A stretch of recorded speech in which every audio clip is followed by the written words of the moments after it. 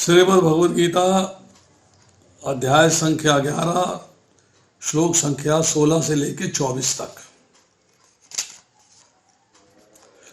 16वां श्लोक पढ़ता हूँ। अनेक बाहुदर्वक्त्र नेतं पश्यामि त्वां सर्वथा रूपं नान्तं न मध्यम न पुनः तव आदिं पश्यामि विश्वेश्वर विश्वरूपः।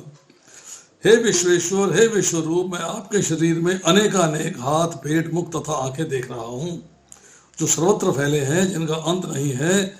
आप में न अंत दिखता है, न मध्य, न आदि। कृष्ण भगवान है और असीम है, उनके माध्यम से सब कुछ देखा जा सकता है। अब देखिए, चर्चा आ रही है 15वें श्लोक के अंदर कि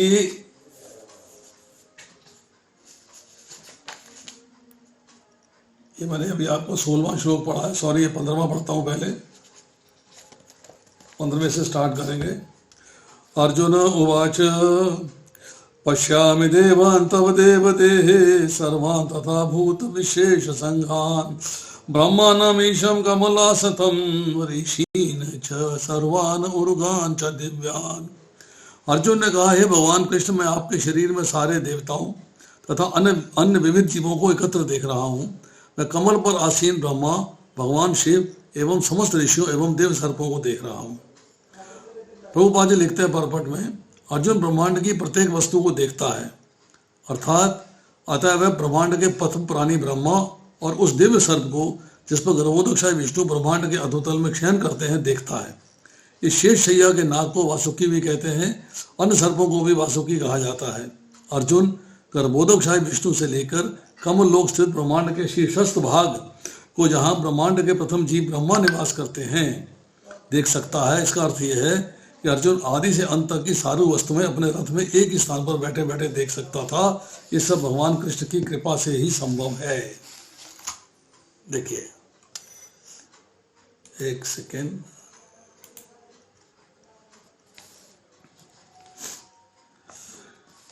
पंद्रहवें श्लोक में चर्चा आ रही है कि एक स्थान में कमल पे विराजमान है ब्रह्मा जी, और ब्रह्मा जी जो है भगवान विष्णु की नाभि कमल से निकले हैं, गर्भोदकशाही विष्णु के, और वो जो है शेषनाग के शैया पे विराजमान है। ये सारे दृश्य जो हैं अर्जुन ने भगवान कृष्ण के शरीर में देखे, सब जगह। अब आती है कि पृथ्वी पर रहने वाले जितने ऋषि हैं और पाताल लोक में रहने वाले जितने सर्प हैं, सबको भी जो है अर्जुन भगवान के दिव्य शरीर में देख रहा है। अब जो दृष्टि संजय को प्राप्त है वो भी यही बात बता रहे हैं और अर्जुन भी यही बात देख रहे हैं। अब अर्जुन कहता है कि मैं आपके शरीर में सारे प्राणियों को देख रहा हूँ, ऑल इन ऑल, सबको देख रहा हूँ मैं। मतलब भूत विशेष अर्थात जरायुज, ज्वरा से पैदा होते हैं, मनुष्य जाति जो कहते हैं, ब्रह्मा जी, गर्भोदकशाही विष्णु, अंतर्यामी भगवान के ये सारे अमर स्वरूप जो हैं, ये सारे के सारे अर्जुन को दिखाई दे रहे हैं। He can see कैसी दिव्य दृष्टि दी है, कैसी बढ़िया दृष्टि दी है कि he can see everything over there, he can see everything। देवलोक के लोग हों, त्रिलोकी के लोग हों, त्रिलोकी के उत्पादक ब्रह्मा जी हों, पालक विष्णु जी हों, संहारक महेश अर्थात शिव जी हों, सारे के सारे दिखाई दे रहे हैं। कमल की नाल पर स्थित ब्रह्मा जी एवं उनका मूल आधार जो शेष नाग है, उस शेष शैया पर सोए हुए विष्णु भी वहां पर दिखाई दे रहे हैं। मतलब भगवान कृष्ण के शरीर में उसको जो है गर्भोदकशाही विष्णु के दर्शन हो रहे हैं। भगवान शंकर दिखाई दे रहे हैं, वट वृक्ष दिखाई दे रहा है और कैलाश पर्वत दिखाई दे रहा है। कमाल का दृष्टि है, कमाल की चीज है। पृथ्वी पर रहने वाले सारे ऋषि दिखाई दे रहे हैं, पाताल लोक में रहने वाले सारे सर्प वासुकी समेत सब दिखाई दे रहे हैं। अब आया शब्द एकस्थम।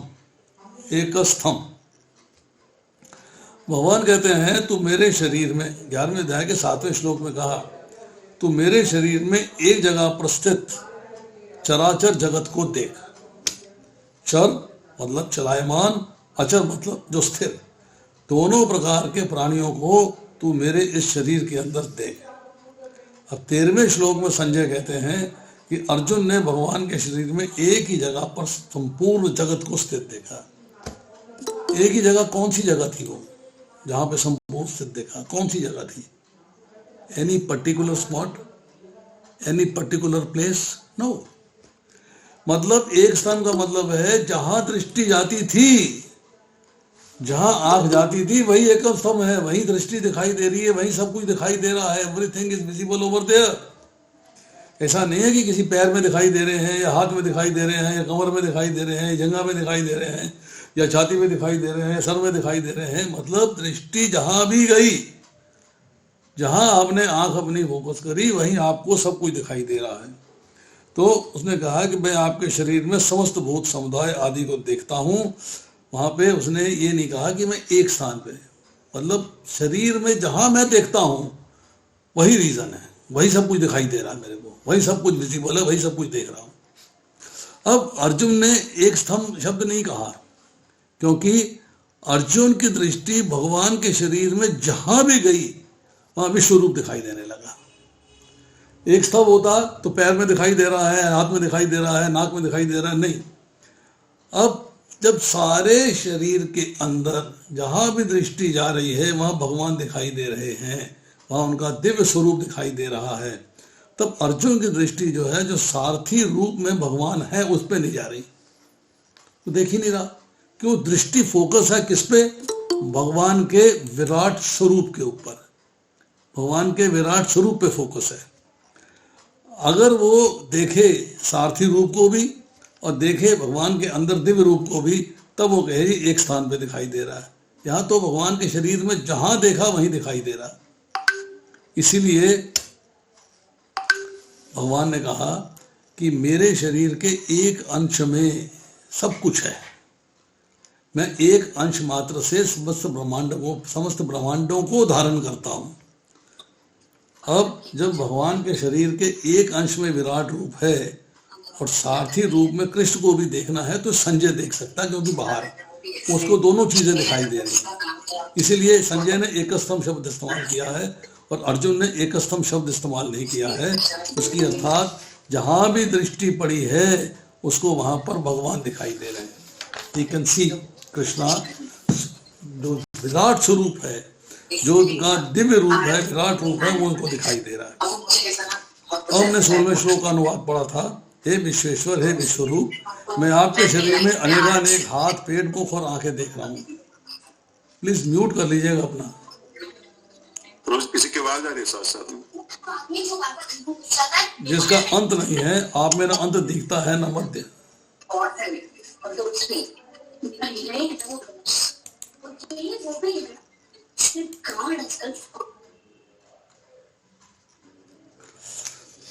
तो अब इसको समझने की कोशिश करते हैं कि 16वें श्लोक में क्या कहा जा रहा है। विश्व रूप और विश्वेश्वर दो शब्द इस्तेमाल हुए। मतलब अर्जुन कहता है कि मेरे को जो भी दिखाई दे रहा है सब कुछ आप है। ये हो गया विश्व रूप। अब इस विश्व के इस सारे स्वरूप के मालिक भी आप हैं, इसका अर्थ ये हो गया विश्वेश्वर, विश्व के ईश्वर। अब सांसारिक मनुष्यों की शरीर, जड़, आत्मा, चेतन जो भी चीजें हैं वो सब आप है, सब आप है। मैं कहा कि सब आप हैं। शरीर भी आपसे एक है और आत्मा भी आपकी वही है, दोनों में कोई भेद नहीं है, आप अद्वैत हैं। इस कारण केवल एक रूप में आप दिखाई दे रहे हो, उसी में आप खड़े हो मेरे सामने और उसी में आपका विश्वरूप दिखाई दे रहा है। अर्थात विश्वेश्वर का मतलब हुआ विश्व रूप में कि आपका शरीर दिखाई दे रहा है।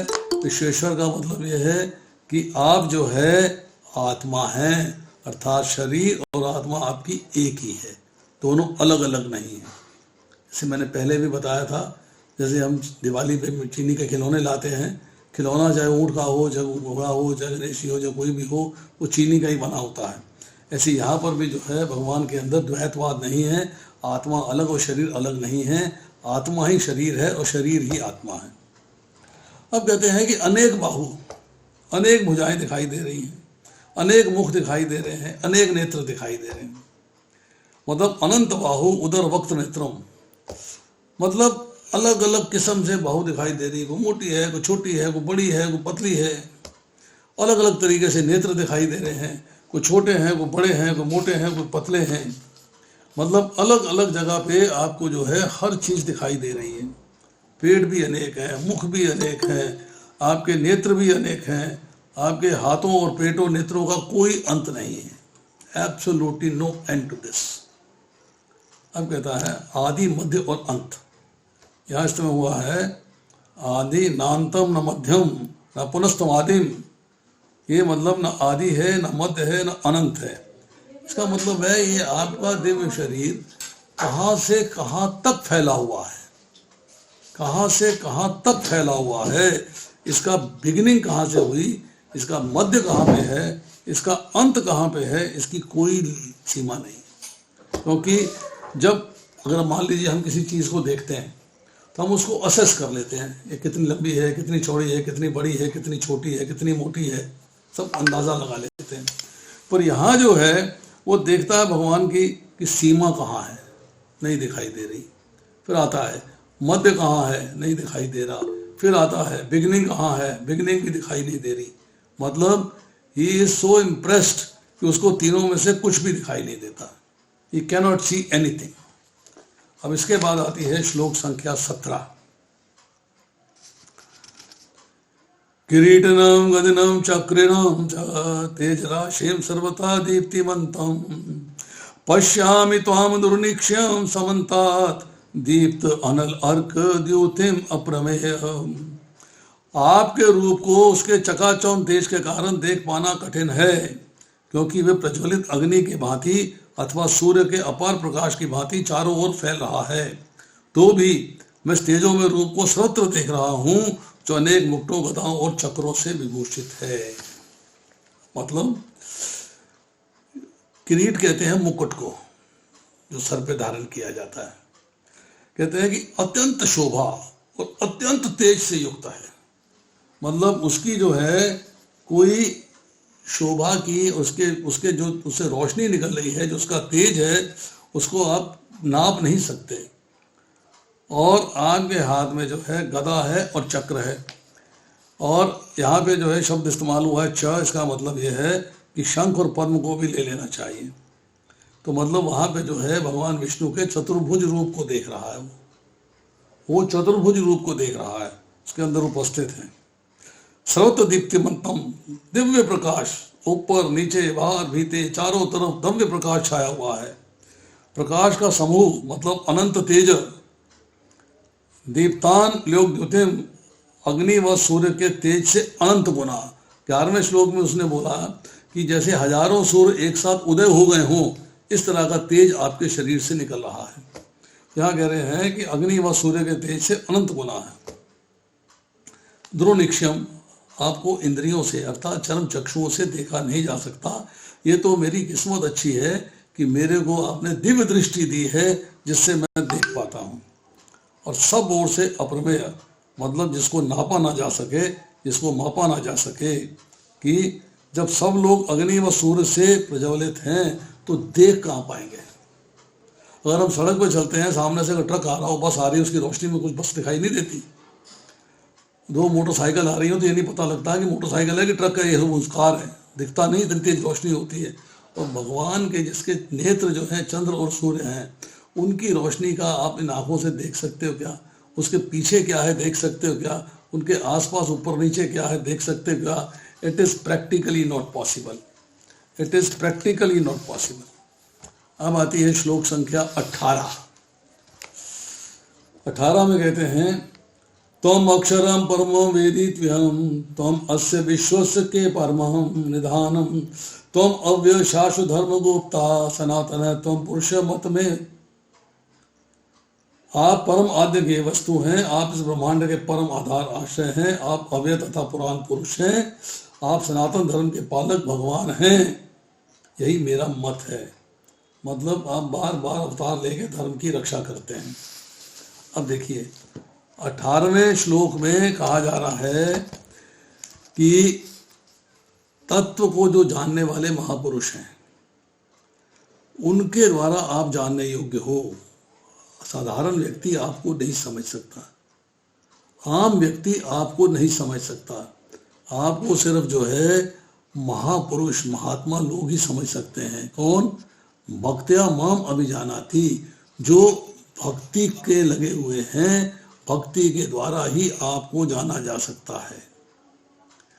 जो आपका परम आनंद स्वरूप है, अक्षर ब्रह्म है, वो आप ही हैं। वेदों द्वारा आप ही जानने योग्य हैं। भगवद गीता के 15वें अध्याय के 15वें श्लोक में कहा गया है, वेदित वयम, अर्थात वेदों के द्वारा जानने के योग्य आप ही हैं। अब परमम, परमम मीन्स सुप्रीम, परमम मीन्स सुप्रीम, अर्थात समस्त ऐश्वर्यों सहित जानने के योग्य भी आप हैं। और निधानम, निधानम अर्थ यह है देखने में, सुनने में, समझने में जो ये समस्त संसार आता है वो सब आपके आश्रय है, उसका आधार आप हो। क्योंकि आप इस सृष्टि के रचना करते हो, आप इस सृष्टि का पालन करते हो और आप इस सृष्टि का संहार करते हो। जब महाप्रलय होता है तो सब कुछ आप में लीन हो जाता है, जहाँ मत्सर्ग होता है सब कुछ आपसे प्रकट होता है। अब आती है शाश्वत, सदा से चला आ रहा, सदा रहने वाला, कल भी था, आज भी है और कल भी रहेगा, वो सनातन धर्म भी आप हो। और गुप्ता का अर्थ यह है कि बार बार अवतार लेकर धर्म की रक्षा करना। यदा यदा हि धर्मस्य ग्लानिर्भवति भारत अभ्युत्थानम धर्मस्य तदात्मानं सृजामि अहम् परित्राणाय साधूनां विनाशाय च दुष्कृतां धर्म संस्थापनार्थाय संभवामि युगे युगे। आप ही बार बार अवतार लेके अपने आप को प्रकट करके धर्म की रक्षा करते हैं। अब आती है चर्चा कि अव्यय, ये बड़े इंपॉर्टेंट शब्द हैं ये। अव्यय मतलब जो खर्च नहीं हो, जो अविनाशी हो, जिसका विनाश नहीं हो। सनातन मैंने बताया सदा से एक रस रहे। पुरुष अर्थात उत्तम पुरुष जो सदा से रहने वाले हैं, अविनाशी हैं, सनातन हैं, अव्यय हैं, वो आप ही हो, आपके सिवाय और कोई नहीं। अब आती है श्लोक संख्या 19। अनादि मध्य अंतम अनंत वीर्यम अनंत बाहम शशि सूर्य नेत्रम पश्यामि त्वाम दीप्त हुताश वक्रम स्वतेजसा विश्वम इदम तपंतम। आप आदि मध्य तथा अंत से रहित हैं।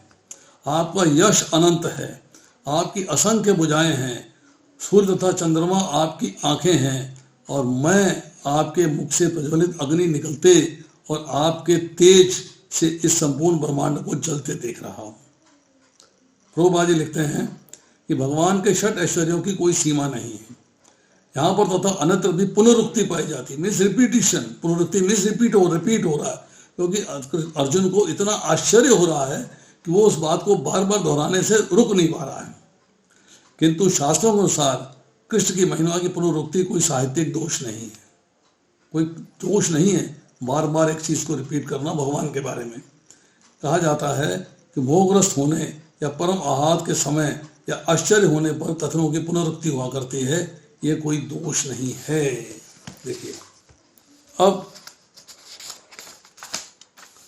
आती है चर्चा कि भगवान के 6 ऐश्वर्य हैं, वीर्य, यश, श्री, ज्ञान, वैराग्य और ऐश्वर्य। अब 6 ऑपुलेंसेस, इसी को डिफाइन किया गया है दूसरे तरीके से। वो है ज्ञान, शक्ति, वैराग्य, ऐश्वर्य, वीर और तेज।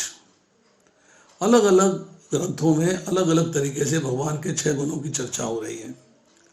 अब 2 या 3 बार एक ही बात को कहना, या तो दया आ रही है, या प्रसन्नता हो रही है, या आश्चर्य हो रहा है। समझे नहीं? मतलब प्रसादे विस्मय हर्षेद वित्री उक्तम न दुष्यति, इसे कोई दोष नहीं है। कई बार आप बार बार एक चीज को रिपीट करते हो क्योंकि आप आश्चर्यचकित हो, या आप सुख में हो, हर्ष में हो, या शोक में हो।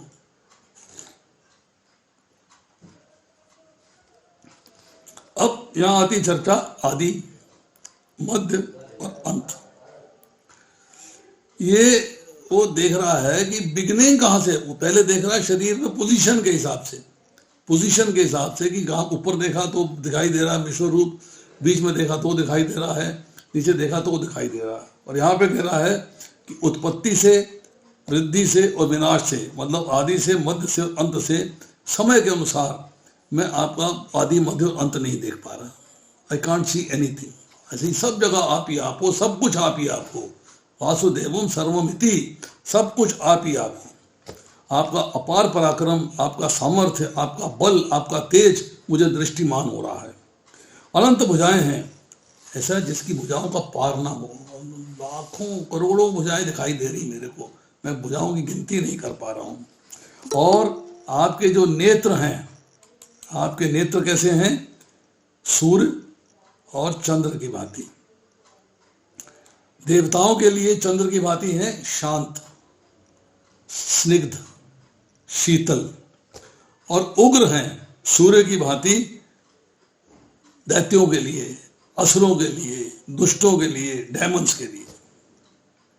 एक कूल है, एक हार्श है, दोनों तरह से कंपेयर कर दिया। सूर्य के जैसे नेत्र भी हैं और नेत्र जो है वो चंद्र का जैसा, एक सूर्य की तरह है, एक चंद्र की तरह है।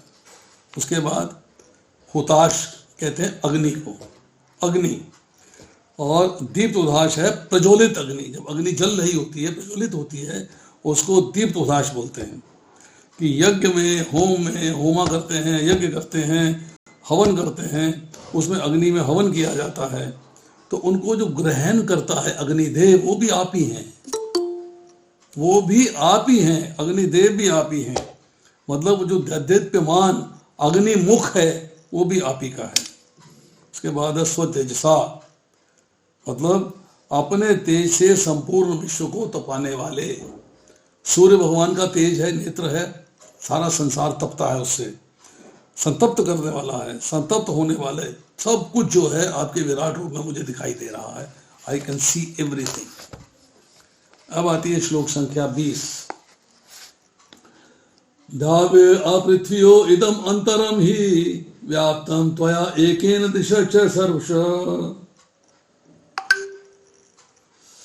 दृष्टवाद्भुतम रूपम उग्रम तविदम लोकत्रयम प्रविथम महाआत्मनः।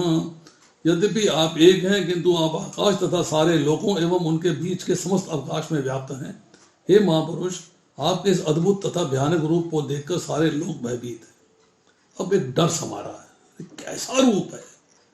मतलब पहले बताया है शीतल भी था, उग्र भी था, दोनों सारी चर्चाएं हो गई।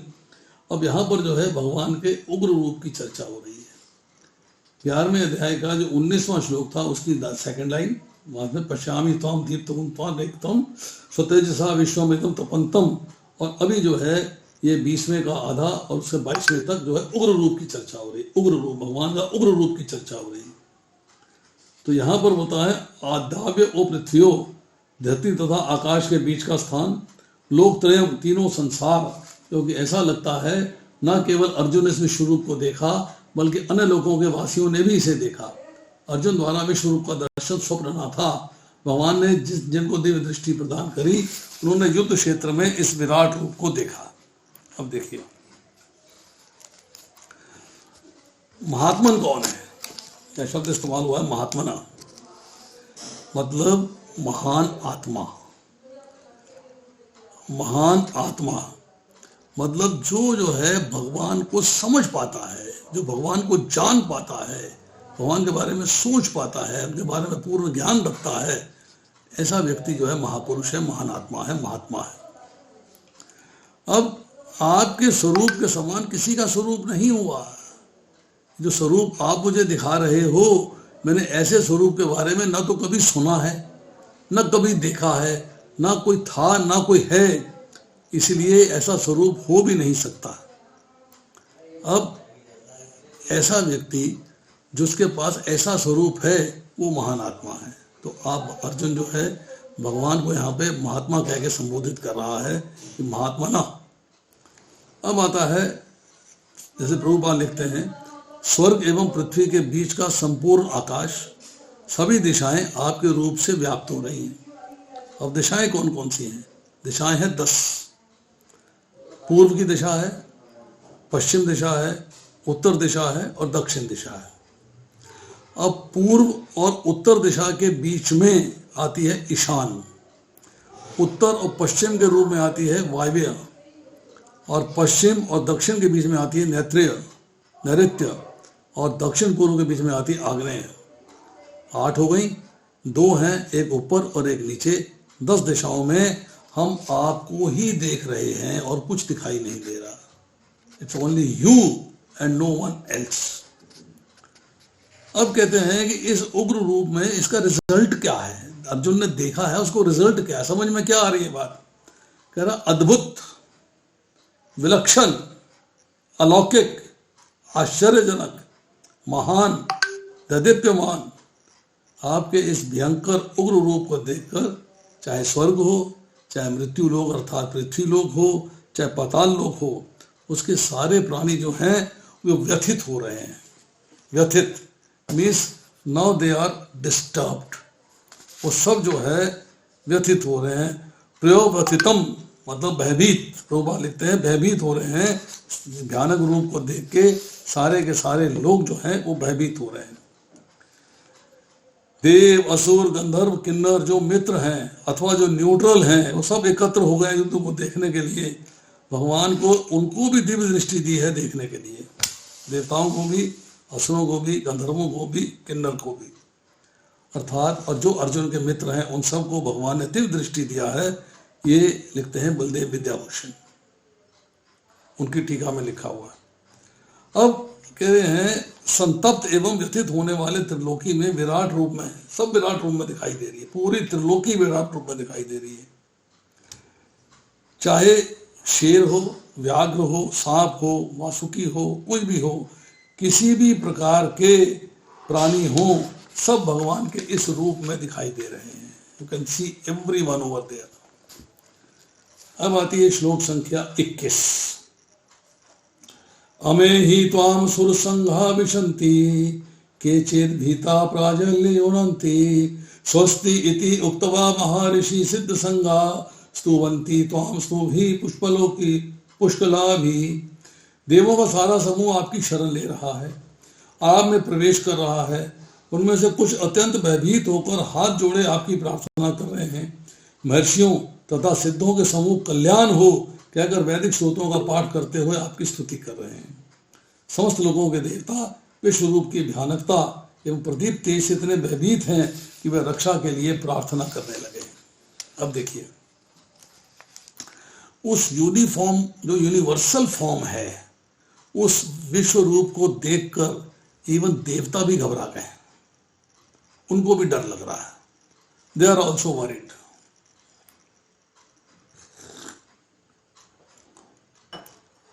सुर संघा, ये किन देवताओं की बात हो रही है? समस्त देवताओं की। उनमें वो देवता भी शामिल हैं।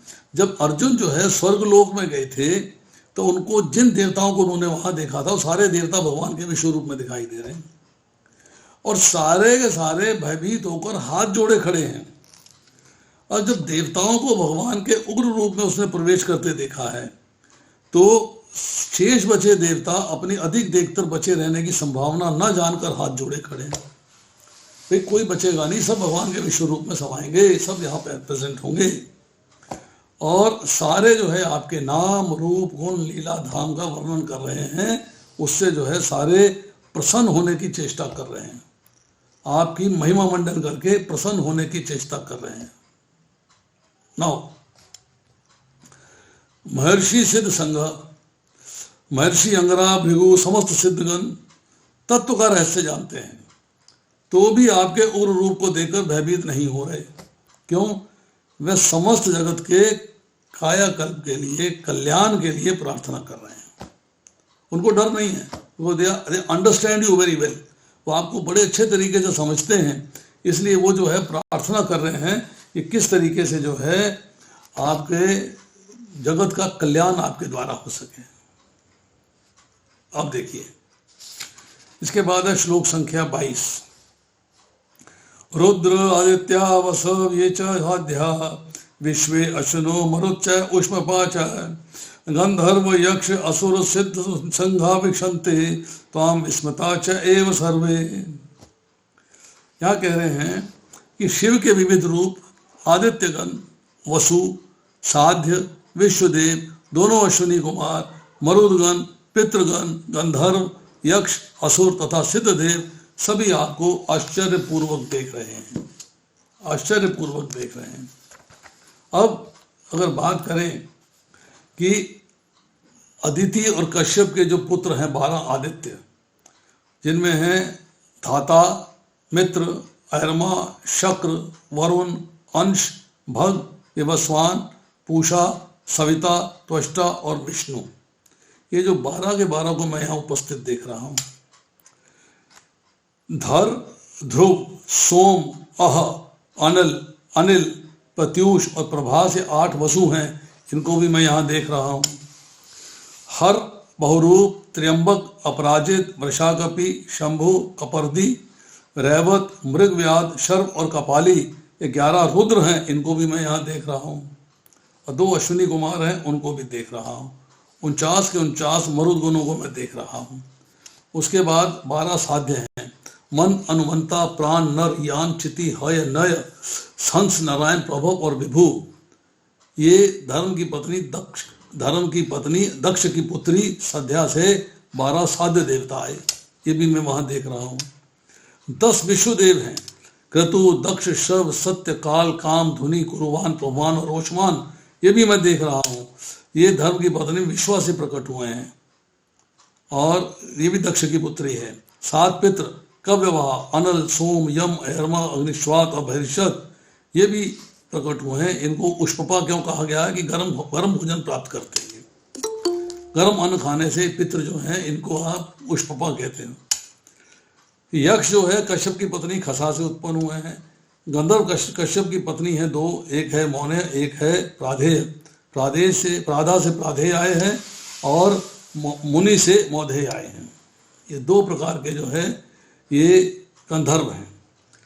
दैत्य दानव अर्थात कश्यप की पत्नी दिति से दैत्य और धनु से दानव, और उसकी पत्नी जो है उससे देवहूति से आए हैं कपिल मुनि। कहते हैं मैं सबको यहाँ पर उपस्थित देख रहा हूँ। I can see everyone over there. इसमें कोई भी जो है इसमें ऐसा नहीं है जो छुपा हो, बचा हो, जिसको मैं ना देख पा रहा हूँ।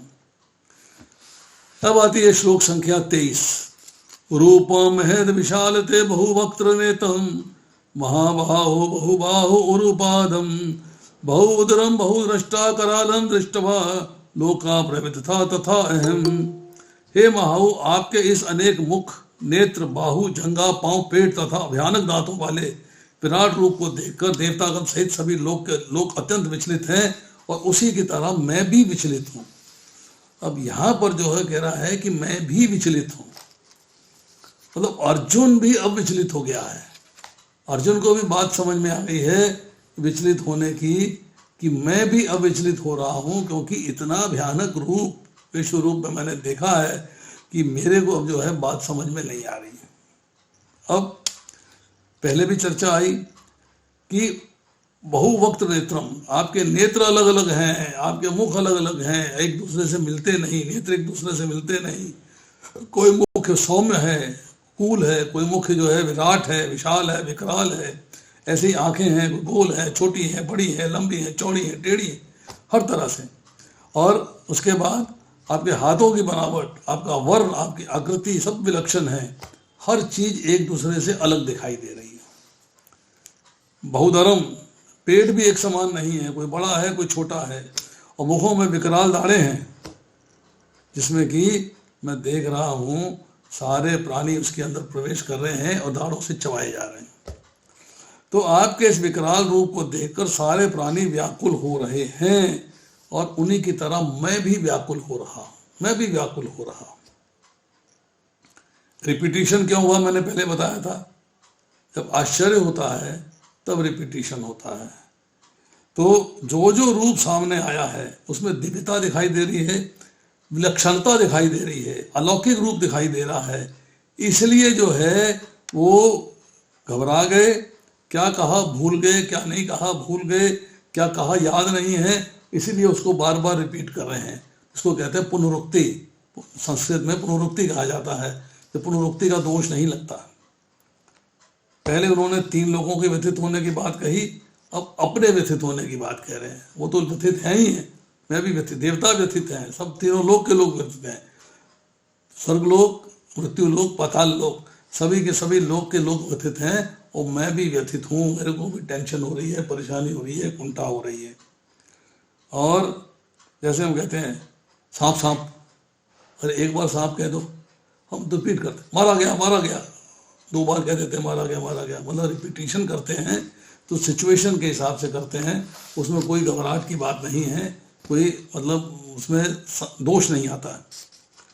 अब आज का आखिरी श्लोक 24वां।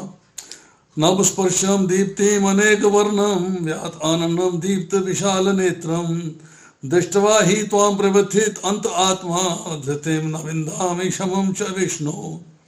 हे सर्वव्यापी विष्णु, नाना ज्योतिर्मय रंगों से युक्त आपको आकाश का स्पर्श करते मुख फैलाए तथा लंबी लंबी चमकीली आंखें निकाले देखकर भय से मेरा मन विचलित है।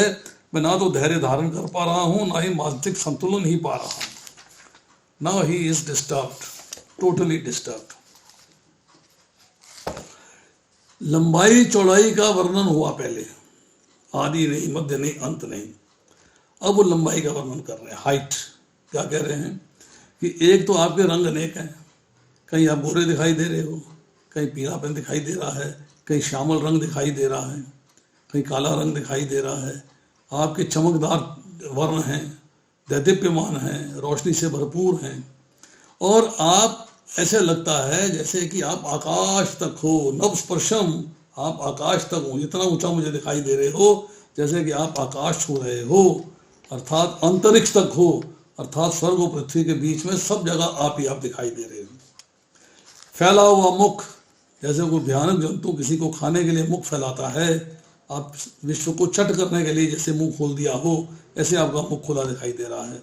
दीप्त विशाल नेत्रम, नेत्र दीप्यमान विशाल, पहले रिपीट हो चुका है, पहले बात कही जा चुकी, फिर रिपीट की जा चुकी है, क्योंकि उसे याद नहीं कि मैंने क्या कहा था। इज फॉरगॉट मैंने क्या कहा था पहले। और मैं अब अंतर से, भीतर से व्यथित हो रहा हूं, टेंशन में आ रहा हूं, कष्ट में आ रहा हूं। अब कहते हैं कि मेरे को कहीं से भी धैर्य नहीं मिल रहा, ना ही शांति मिल पा रही है, मैं विचलित हूं। भीष्म, संजय एवं महारानी कुंती भगवान को विशेष रूप से जानते थे। अर्जुन भी जानते थे, क्या उनसे कम? नहीं। पर अर्जुन का मोह अभी दूर नहीं हुआ है, यहाँ के 49वें श्लोक में चर्चा आएगी। सो अर्जुन जो है भयभीत हैं, पर संजय भयभीत नहीं है, क्योंकि संजय मोह में नहीं है। संजय भयभीत नहीं है क्योंकि संजय जो है वो मोह में नहीं है। अब जब ऐसा विकराल रूप देखा है तो दिशाओं का भी ज्ञान नहीं है। दिशा का ज्ञान कब होता है? जब सूर्य उदय होता है और सूर्य अस्त होता है, तो पता लगता है पूर्व है और ये पश्चिम है, इधर उत्तर है, इधर दक्षिण है। परंतु यह सूर्य तो आपके नेत्रों की जगह आ गया, अर्थात आपके विराट रूप के अंदर आ गया, और इसके सिवाय मुझे चारों तरफ प्रकाश ही प्रकाश दिखाई दे रहा है। तो ना मुझे पता लग रहा है कि सुबह कब है, ना मुझे पता लग रही है शाम कब है, ना मुझे सूर्य का उदय होना दिखाई दे रहा है, ना सूर्य का अस्त होना दिखाई दे रहा है। आप सब देवताओं के स्वामी हैं, संपूर्ण संसार आप ही में निवास कर रहा है। तो कोई भी देवता मनुष्य भयभीत होगा तो आप ही को तो पुकारेगा, हे कृष्ण हे कृष्ण, हे भगवान हे भगवान, हे राम, आप ही को तो पुकारेगा, आपके सिवाय किसको पुकारेगा। इसलिए मैं आपसे कह रहा हूं, हे देवेश, हे जगन निवास, आप प्रसन्न हो जाइए, आप प्रसन्न हो जाइए। शन प्रसीदे देवेश जगन निवास, कि मैं आपको पुकार रहा हूं कि अब आप प्रसन्न हो जाइए। नाउ भगवान का जो उसने विकराल रूप देखा है, पहले सौम्य था, अब वो जो है उग्र हो गया है, तो उसे लगता है कि भगवान बड़े क्रोध में आ गए हैं। और इससे जो है भगवान को देवता भी और अर्जुन भी शांत होने के लिए प्रार्थना कर रहे हैं। उनके फील आ गया है कि भगवान गुस्से में है, भगवान क्रोध में है, इसलिए जो है इस तरह ऐसा स्वरूप दिखा रहे हैं। ऐसा विकराल स्वरूप, ऐसा भयंकर स्वरूप दिखाया जा रहा है कि सारा संसार उसमें दिखाई दे रहा है। अब देखिए, एक छोटी सी बात करते हैं हम लोग कि यस प्रभु, आवाज बंद करो। श्रीमद् भागवत में चर्चा आती है, क्या चर्चा आती है कि जब कन्हैया को यशोदा मैया छड़ी लेके धमका रही हैं कि तूने मिट्टी क्यों खाई है, तूने माटी क्यों खाई है, दिखा अपना मुख। तो कन्हैया ने अपना मुख खोल के दिखा दिया। हमने फोटो देखी है, गीता में भी देखी है, जगह भी देखी है। कन्हैया ने जब मुख खोल के दिखाया है तो छोटे से मुख में यशोदा मैया को संपूर्ण जगत, नंदग्राम, नंद भवन, सब कुछ दिखाई दे रहा है। अब वो कहती है कि सोचा जाए तो अनंत कोटि ब्रह्मांडों में से एक ब्रह्मांड है, उसमें एक धरती है, जिस भूमंडल जिस पे हम रह रहे हैं। भूमंडल में भारतवर्ष एक हिस्सा है, भारतवर्ष में मथुरा मंडल है, मथुरा मंडल में एक ब्रज मंडल है, ब्रज मंडल में एक नंदगांव है, नंदगांव में नंद भवन है, और नंद भवन में कन्हैया खड़ा है। अब यशोदा नंद भवन से बाहर नहीं देख पा रही, उसकी लिमिट उसकी वहीं तक है, नंद भवन नहीं देख पा रही है। परंतु भगवान ने जैसे ही मुख खोला है तो उन्होंने अपने छोटे से मुख में अपना विश्व रूप दिखा दिया, कि विश्व रूप दिखा दिया है। और यशोदा मैया घबरा गई है, ये क्या है, व्हाट इज दिस, ये क्या है। अरे भगवान कृष्ण के जो महाविष्णु स्वरूप है उसमें देखते हैं कि उनके रोम छिद्र, जो छेद है बालों के, उसके अंदर से अनगिनत ब्रह्मांड कैसे उड़ते हैं। जैसे आप कभी झरोके में से देखो, रोशनी आती है तो आपको धूल के कण उड़ते हुए दिखाई देते हैं। जब रोशनदान से या खिड़की से रोशनी आती है, रोशनी की लौ लगती है, ऐसे लौ दिखाई दे रही है, उसमें आपको जो है असंख्य कण, धूल के कण जो है उड़ते दिखाई देते हैं। ऐसे भगवान के रोम छिद्रों से असंख्य ब्रह्मांड उड़ते हुए दिखाई दे रहे हैं। अब ऐसा जिनका स्वरूप है, ऐसा जिनका अलौकिक स्वरूप है, उसके बारे में आप कभी, हम लोग तो इमेजिन ही नहीं कर सकते। हम लोगों को तो बात मतलब हमारी सोच से भी बाहर है, हमारी समझ से भी बाहर है। वी कैन नॉट, हाँ, सुनने के बाद हमें कुछ आइडिया होता है कि कैसा रहा होगा, कैसा आनंदमय स्वरूप होगा, जिसमें शुरू में सौम्यता दिखाई दे रही है, अर्जुन को विराट रूप दिखाया, और बाद में उग्रता दिखाई दे रही है। अर्जुन घबरा गया, घबरा के अर्जुन भी और सारे देवताओं भी जो प्रार्थना कर रहे हो।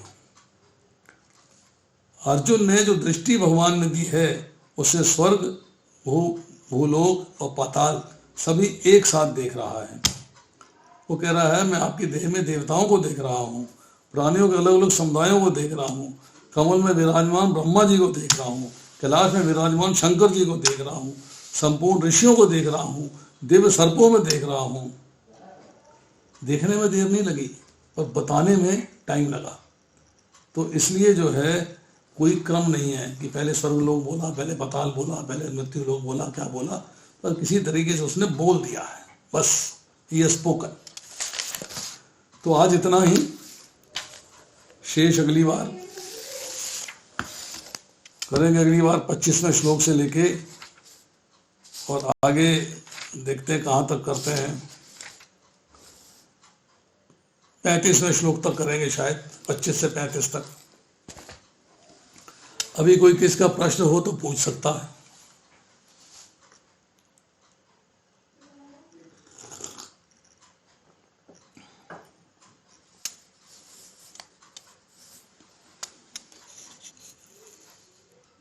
हरे कृष्णा प्रभु जी।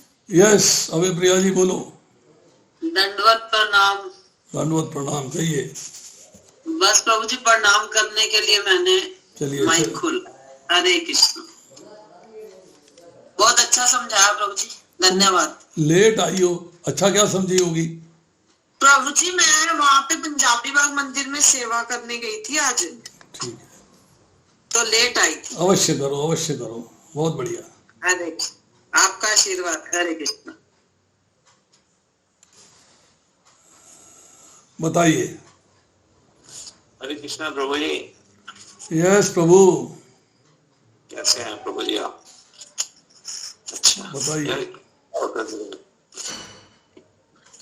अच्छा प्रभु जी, ये जो विराट रूप दिखाया भगवान जी ने, तो ये जो इस फिर अर्जुन ने अपने भाइयों को भी बताया होगा?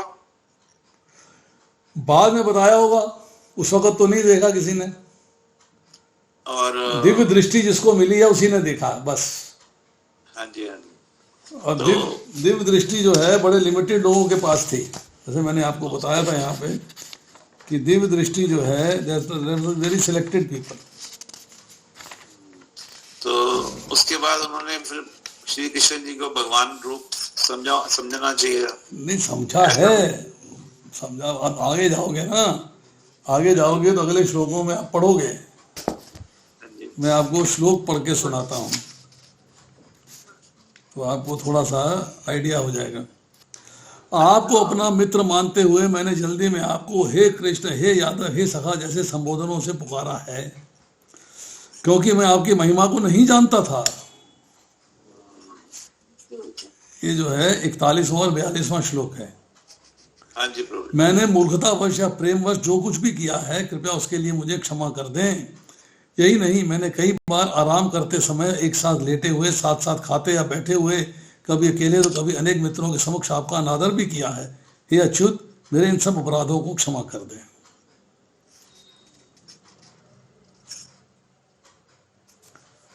ये सारी बातें आगे जाके क्लैरिफाई होंगी, सब क्लियर होंगी। बिल्कुल प्रभु, बहुत अच्छा पढ़ाते हो प्रभु।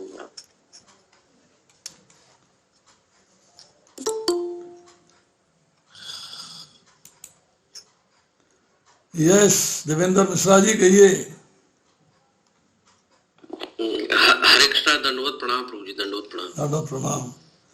आपकी मैंने वो लिस्ट देख ली थी क्वेश्चंस की। जी जी जी प्रभु जी। सारे सवाल देखे थे, उसमें बहुत सारे सवाल हैं। उनमें एक दो सवालों का उत्तर आप अभी चाहो तो अभी दे सकता हूं मैं, और बाकियों के उत्तर फिर बारी बारी से हौले हौले लेक्चर्स में देते रहेंगे। अभी एक दो प्रश्न आप कर सकते हो। बहुत लंबी लिस्ट है, इतनी लंबी लिस्ट है क्वेश्चंस की। अरे जी प्रभु जी, अब मुझे लगा कि इस बार आप आएंगे यहाँ पे, लेकिन आपका सुबह ऑनलाइन क्लास हो गया था। नहीं, मेरा क्लास है 12 तारीख को दोपहर में। अच्छा, वो तो बादशाहपुर में, बादशाहपुर में। संडे का सवेरे ऑनलाइन है। जी जी प्रभु जी। फ्राइडे का मेरा लेक्चर है, फ्राइडे का लेक्चर है दुबई ग्रुप के लिए। परसों सवेरे है 7:45 से लेके 9 बजे तक। फिर मेरा उसके बाद संडे को लेक्चर है सुबह गुड़गांव के लिए, मतलब 45 सेक्टर के लिए 7:45 से 9 तक। उसके बाद संडे की दोपहर का मेरा लेक्चर है, फिर वो फिजिकल भी होगा, मतलब मंदिर में भी जाना है, और उनका ऑनलाइन भी रिले होता रोहिणी भक्ति सागर के नाम से। वो है दोपहर में 1 से लेके 2 बजे तक।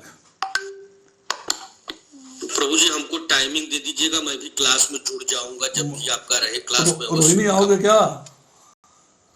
जी प्रभु जी। रोहिणी आओगे? मैं आने का प्रयास कर लूंगा प्रभु जी। ये बादशाहपुर तो नजदीक है हमारे, मैं ऐसा है, मैं दिल्ली से पानीपत जाता हूँ लेक्चर देने। जी, अब मेरे घर से 125 किलोमीटर है। जी, मैं दिल्ली से बादशाहपुर आऊंगा 40 किलोमीटर है। जी। और आप वो घर के पास हो जाए ठीक है, कौन दूर जाए? अरे बाबा, कौन दूर जाए? आपको तो ये चाहिए, आपको तो ये चाहिए कि प्रभु जी आपने पानीपत जाना है, मैं अपनी गाड़ी लेके आऊंगा, मेरी गाड़ी में चलिए, मेरी गाड़ी में वापस आइए, तब मजा आता है। जी जी प्रभु, करेंगे प्रभु जी, भी सेवा करेंगे। मैं थोड़ा हो जा रहा हूँ, मैं सेवा करूंगा प्रभु।